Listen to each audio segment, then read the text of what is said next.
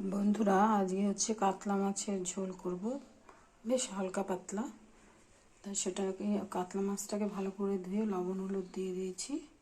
আর এখানে নিয়েছি জিরা বাটা, মিক্সিতে জিরাটাকে পেস্ট করে নিয়েছি, ঠিক আছে। আর কিছু গুঁড়ো মশলা অ্যাড করব, সেগুলো হচ্ছে এখানে আছে ধনের গুঁড়ো, তারপরে গোলমরিচের গুঁড়ো, গরম মশলার গুঁড়ো, মিট মশলা, হলুদ, লাল লঙ্কার গুঁড়ো, কাশ্মীরি লঙ্কার গুঁড়ো, তার সাথে লাগছে লবণ।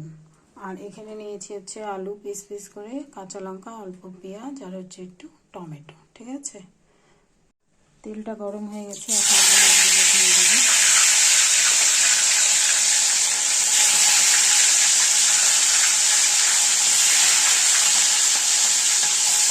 মাছটা ভাজা হয়ে গেছে।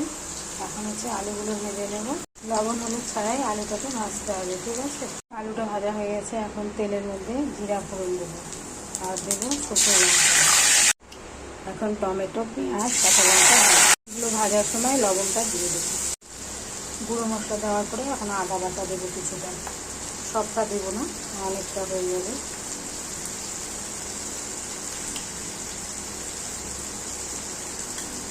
অল্প একটু মিষ্টি দেবো স্লাইস। মশলাটা কষানোর সময় আলুগুলো ঢেলে দেবো। বন্ধুরা, এই কাতল মাছের ঝোলটা করার জন্য মশলাটাকে ভালো করে কষাতে হবে, তাহলেই কিন্তু খুব টেস্ট হবে, ঠিক আছে। কষানো হয়ে গেছে, এখন একটু জল দেবো।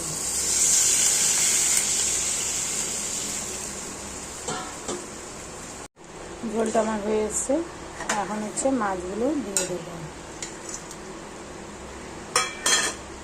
খুব সহজ একটা রেসিপি, হালকা পাতলা মাছের ঝোল, সেরকম একটা গাঢ় করিনি। এইভাবে একদিন করে খাবেন, খেতে কিন্তু দুর্দান্ত হয়। তৈরি হয়ে গেল কাতলা মাছের ঝোল। এটা হচ্ছে গরম গরম ভাতের সাথে খান,